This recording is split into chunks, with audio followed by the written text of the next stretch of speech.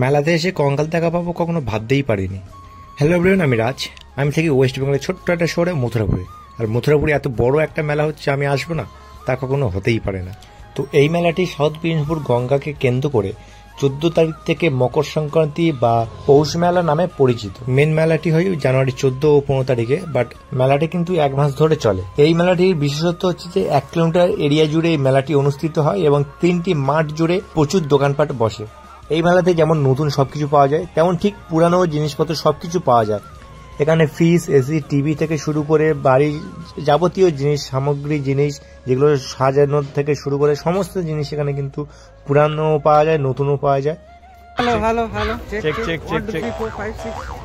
তো এখানে যে ক্যামেরাটা দেখা পাচ্ছ এটা অনেক পুরানো একটা ক্যামেরা, আর যেহেতু আমরা ক্যামেরা লাইনে রয়েছি তো এই কারণে একটা ক্যামেরা এটা নিয়েছি স্টুডিওতে সাজিয়ে রাখার জন্য। তো আমি এই ফার্স্ট টাইম এখানে কঙ্কালও বিক্রি হতে দেখলাম। তো আশা করি তোমরা বুঝতে পারছো কি কি বিক্রি হতে পারে।